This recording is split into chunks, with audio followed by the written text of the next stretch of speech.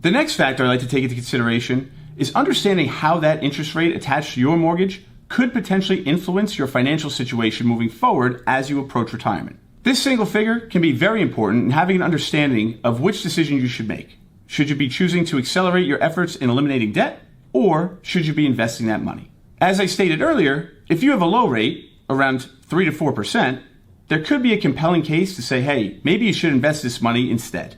While markets can fluctuate, and there are certainly never any guarantees, let's just say, for instance, I have a 4% mortgage. Every dollar that I put towards that 4% mortgage saves me $4,000 for every $100,000 of debt per year.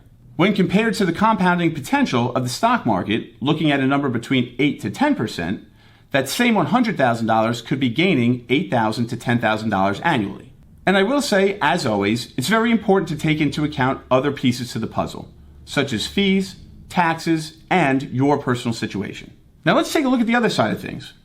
Say your mortgage rate is 6% or higher. In this situation, paying down that mortgage quicker could save you 6%, which could equate to $6,000 per $100,000 per year. And when the interest that you're paying on the debt has the potential to rival or even exceed the expected returns that you could be earning in the stock market, it makes for quite a case to accelerate those payments and pay down the debt first. And being aware that investment returns are not guaranteed, markets can go through cycles and fluctuations can happen, we need to keep in mind that downturns are par for the course.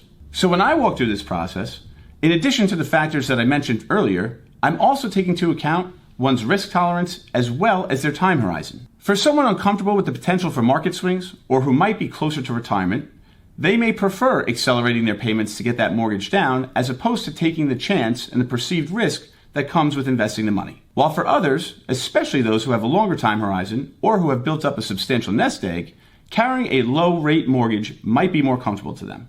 One of the biggest factors when it comes to my preference in making the decision is having flexibility. If I have investments that provide liquidity, which I can access in the event of emergency, or if I just simply need the funds, that could be more appealing to someone like me as opposed to locking my money up in an illiquid asset such as a home.